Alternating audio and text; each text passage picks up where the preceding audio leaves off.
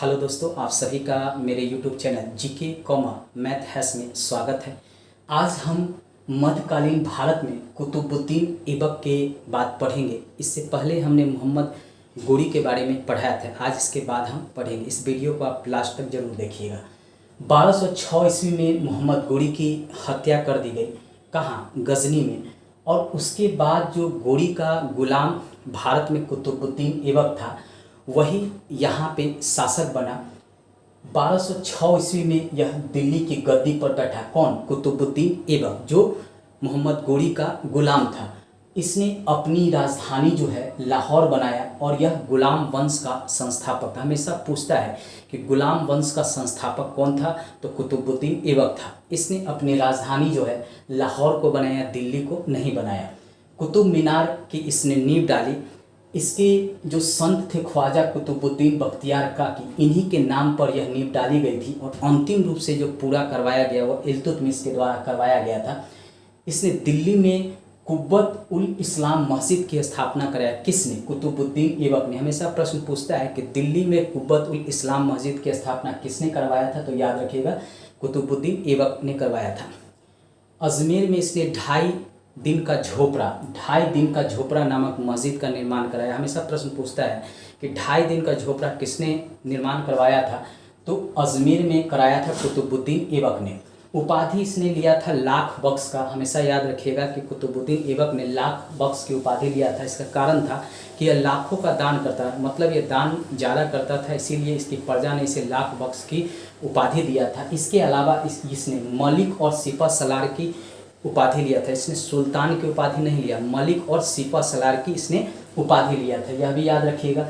ऐबक का ही एक सेनानायक था बख्तियार खिलजी, जिसने नालंदा विश्वविद्यालय को नष्ट किया था। जो नालंदा विश्वविद्यालय बिहार में है, उसको ऐबक का ही सेनानायक था बख्तियार खिलजी, उसी ने इसको नष्ट किया था। ऐबक की मृत्यु 1210 में चौगान खेलते समय घोड़े से गिरकर हुई थी। कई बार प्रश्न पूछता है कि ऐबक की मृत्यु कैसे हुई थी, तो ऐबक की मृत्यु 1210 में चौगान खेलते समय घोड़े से गिरकर इसकी मृत्यु हो गई थी। इसको दफनाया गया था लाहौर में, दिल्ली में इसे नहीं दफनाया गया था, इसे लाहौर में ऐबक को दफनाया गया था। ऐबक की मृत्यु के बाद उसका पुत्र आराम शाह जो था वह शासक बना, लेकिन 8 महीनों तक यह शासक रहा, क्योंकि इसी का जो ऐबक का दामाद था इल्तुतमिश, उसने आराम शाह के ऊपर हमला कर दिया और आराम शाह को हरा दिया और फिर इसने दिल्ली की गद्दी प्राप्त कर दिया। ऐबक की मृत्यु के समय इल्तुतमिश बदायूं का गवर्नर था। जब इसे पता चला कि ऐबक की मृत्यु हो गई है और आराम शाह को जो है शासक बनाया गया है, तो यह बदायूं से जाकर लाहौर में आराम शाह से युद्ध किया और उसको हराया। आराम शाह को हराने के बाद इसने गद्दी प्राप्त किया। यह इल्बरी तुर्क का था। कौन? इल्तुतमिश इल्बरी तुर्क का था। यह भी याद रखिए, कई बार पूछता है कि इल्तुतमिश किस वंश का था, तो इल्बरी तुर्क का था। और यह भी दामाद था और गुलाम था ऐबक का। राजधानी इसने लाहौर से दिल्ली लाया। हौज ए सुल्तानी का निर्माण इल्तुतमिश ने करवाया था। 1229 में बगदाद के खलीफा से इसने सुल्तान पद की वैधता लिया था। इसका कारण था कि चूँकि मोहम्मद गोरी के बाद कुतुबुद्दीन ऐबक बना शासक, कुतुबुद्दीन का पुत्र था आराम शाह, वह शासक बना, लेकिन इसने आराम शाह को हराया, तो वहाँ के जो अमीर थे लाहौर के, वह इसके विरोध हो गए थे और 1229 में बगदाद के खलीफा से इसे सुल्तान पद की वैधता प्राप्त हुआ था। क्योंकि इसके विरुद्ध जो है अमीर जो हैं विरोध करने लगे थे इल्तुतमिश को, और उसे दबाने के लिए इसे यह बगदाद के खलीफा से वैधता प्राप्त करना पड़ा था। ख्वारिज़्म के सम्राट जलालुद्दीन को इल्तुतमिश ने सहायता नहीं किया। कारण था कि चंगेज खान ने ख्वारिज़्म पर हमला कर दिया था और जलालुद्दीन जो है वहाँ से भागकर दिल्ली की सीमा पे आ गया था और चाहता था कि इल्तुतमिश उसकी सहायता करे। लेकिन इल्तुतमिश भी यह जानता था कि अभी हमने नया राज स्थापित ही किया है, अभी हम सुल्तान बने ही हैं, अगर हमने इसकी मदद किया तो चंगेज खां जो है दिल्ली पर हमला करेगा और हो सकता है कि चंगेज खां दिल्ली पर भी कब्जा कर ले। इसी डर से इसने ख्वारिज़्म के सम्राट जलालुद्दीन की मदद नहीं किया था। इसने चांदी का टंका और तांबा का जीतल चलाया था। हमेशा पूछता है कि चांदी का टंका और तांबा का जीतल किसने चलाया था, तो इल्तुतमिश ने चांदी का टंका और तांबे का जीतल चलाया था। इक्ता प्रणाली की शुरुआत जो है इल्तुतमिश ने किया था। इक्ता प्रणाली का अर्थ होता है कि एक क्षेत्र है, वहाँ पे अपने सेनानायक को भेजता था और उस क्षेत्र को जीत कर मिला लिया जाता था और वहाँ से जो कर वसूला जाता था उसको उसके द्वारा वह उसके जो सेनानायक थे उससे अपना प्रशासन चलाते थे और कुछ कर जो है वहाँ से वसूल कर केंद्र को भेज दिया जाता था। यही होता था इक्ता प्रणाली। दिल्ली के अमीरों का इसने दमन किया था, क्योंकि बहुत से अमीर जो थे आराम शाह के सहयोगी थे, तो उसका इसने दमन किया था। 40 गुलाम सरदारों का संगठन बनाया जिसे तुर्कान ए चहलगानी कहते थे। इसने 40 गुलामों का एक संगठन बनाया जिसे तुर्कान ए चहलगानी कहते थे, और इसी के द्वारा यह प्रशासन चलाता था। बाद में बलबन जब शासक बनता है तो यह तुर्कान ए चहलगानी को समाप्त कर देता है, उसे हम आगे पढ़ाएंगे। 1236 ईस्वी में इल्तुतमिश की मृत्यु हो गई। कई बार इसकी मृत्यु कब हुई है इसके बारे में भी पूछता है, तो याद रखिएगा 1236 ईस्वी में इल्तुतमिश की मृत्यु हो गई थी। बनता है वह रुकनुद्दीन फिरोज बनता है। गद्दी पर बैठने के बाद वास्तविक जो सत्ता है वह उसकी माँ शाह तुर्कान के हाथों में रहता है, जिससे तुर्की अमीर जो है खफा हो जाते हैं, और बाद में जो है रुकनुद्दीन फिरोज को गद्दी से हटा दिया जाता है और उसके जगह पर रज़िया सुल्तान को शासक बनाया जाता है, रज़िया बेगम को शासक बनाया जाता है। 1236 से 1240 ईस्वी तक रज़िया बेगम का शासन रहता है।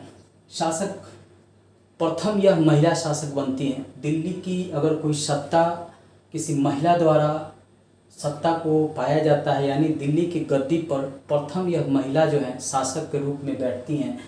पर्दा प्रथा का यह त्याग कर देती हैं और पुरुषों की तरह चोगा, जिसे काबा कहा जाता है, तथा कुल्हा टोपी पहनकर वह राज दरबार में आती है। कौन? रज़िया बेगम। यह याद रखिएगा, हमेशा पूछता है कि रज़िया बेगम ने क्या पर्दा प्रथा को समाप्त कर दिया था, तो अपने लिए उन्होंने पर्दा प्रथा को त्याग दिया था और पुरुषों की तरह चोगा और कुल्हा पहनकर वह राज दरबार में आती थी।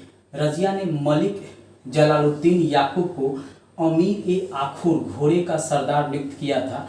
हमेशा प्रश्न पूछता है कि रज़िया ने किसको घोड़े का सरदार यानी अमीर ए आखुर के पद पर नियुक्त किया था, तो याद रखिएगा जमालुद्दीन याकूब, मलिक जमालुद्दीन याकूब को नियुक्त किया था। और इसी कारण विवाद शुरू हो गया गैर तुर्की और यहाँ के जो तुर्की अमीर थे उनके बीच, और इसी का फ़ायदा उठाकर तुर्की जो अमीर थे यहाँ के, वो रज़िया को गद्दी से हटा देते हैं और उसके जगह पे उसका भाई मोइजुद्दीन बहराम शाह को गद्दी पर बैठा देते हैं। कारण यही था कि गैर तुर्की और तुर्की अमीरों के बीच जो है विवाद जो है बढ़ता गया, और तुर्की अमीरों की चूँकि पकड़ जो थी वह मजबूत थी। उन्होंने क्या किया कि मोइनुद्दीन बहराम को गद्दी पर बैठा दिया और रज़िया को हटा दिया। रज़िया ने एक बार पुनः प्रयास किया गद्दी प्राप्त करने के लिए, लेकिन वह सफल न हो सकी और उसकी जो है हत्या जो है कैथल में डाकुओं द्वारा कर दिया गया। कहा जाता है कि डाकुओं द्वारा किया गया, लेकिन बहराम शाह ने ही उसकी हत्या करवा दिया था। रज़िया ने शादी अल्तुनिया के साथ किया था। यह भी प्रश्न पूछता है कि रज़िया ने शादी किसके साथ किया था, तो अल्तुनिया के साथ किया था। रज़िया ने शादी अल्तुनिया के साथ किया था। यही अल्तुनिया जो है रज़िया को हराया था। बाद में रज़िया ने इसी अल्तुनिया से शादी कर लिया और एक बार पुनः गद्दी प्राप्त करने की कोशिश किया, लेकिन वह सफल नहीं हो सकी और उसको जो है कैथल में उसकी हत्या कर दी गई 1240 ईस्वी में। यह भी प्रश्न बार बार पूछा जाता है कि कहाँ पे रज़िया की हत्या कर दी गई, तो कैथल में की गई। किसके द्वारा, तो डाकुओं के द्वारा। कब किया गया, तो 1240 में किया गया। अगला शासक जो था बहराम शाह बना, लेकिन इसकी भी जो हत्या जो है 1242 में कर दिया गया।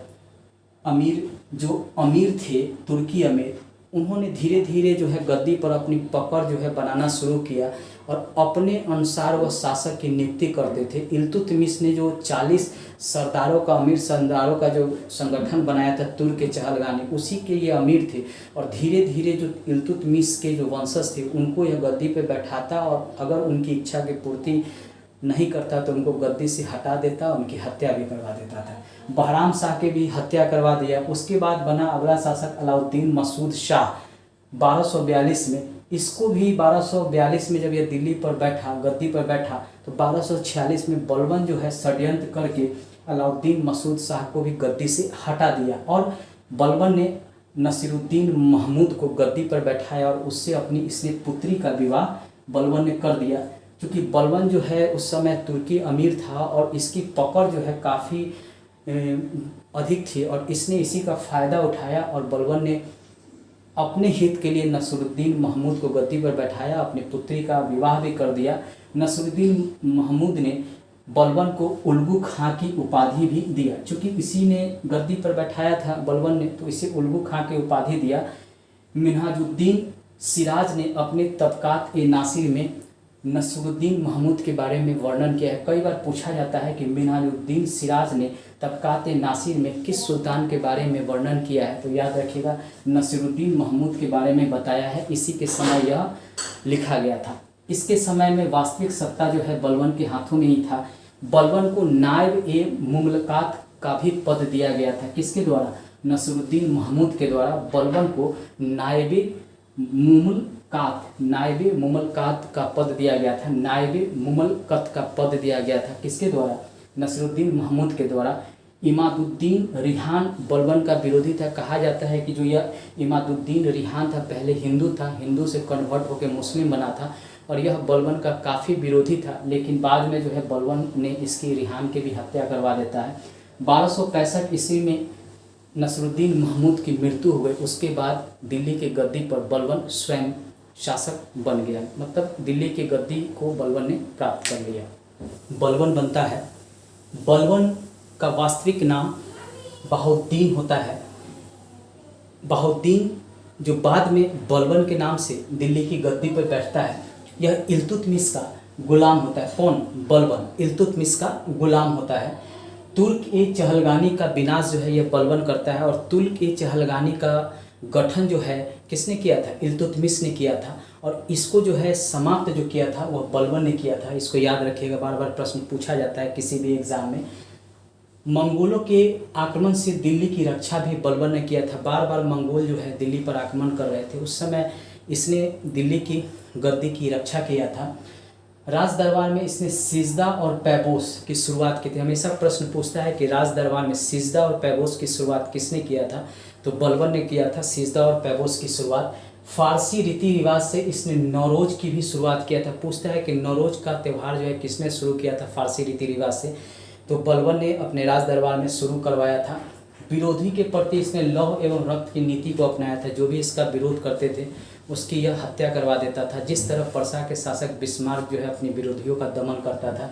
बलबन के राज दरबार में फारसी के प्रसिद्ध कवि रहते थे अमीर खुसरो और अमीर हसन। अमीर खुसरो तो कई शासकों के दरबार में रहा है, लेकिन बलबन के दरबार में भी अमीर खुसरो और अमीर हसन ये फारसी के प्रसिद्ध कवि थे, रहते थे। गुलाम वंश का अंतिम शासक शमसुद्दीन कैमूर्स था। हमेशा प्रश्न पूछता है कि गुलाम वंश का अंतिम शासक कौन था, तो शमसुद्दीन कैमूर्स था। उसके बाद जो है खिलजी जलालुद्दीन खिलजी जो है गद्दी पर अधिकार कर लेता है। नेक्स्ट वीडियो में हम उसके बारे में पढ़ेंगे।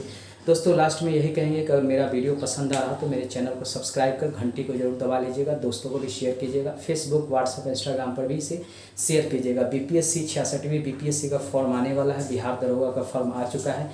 यूपी पीसीएस का भी फॉर्म आने वाला है। यूपी पीसीएस का एग्ज़ाम होने वाला है। एसएससी बैंकिंग रेलवे का भी फॉर्म आएगा। अभी रेलवे के आरआरबी के बारे में एग्ज़ाम का डेट भी घोषित हो गया है, तो आप मेरे वीडियो से लाभ उठा सकते हैं। उसमें इससे प्रश्न जरूर आएंगे। इस वीडियो को जरूर देखिएगा। धन्यवाद दोस्तों।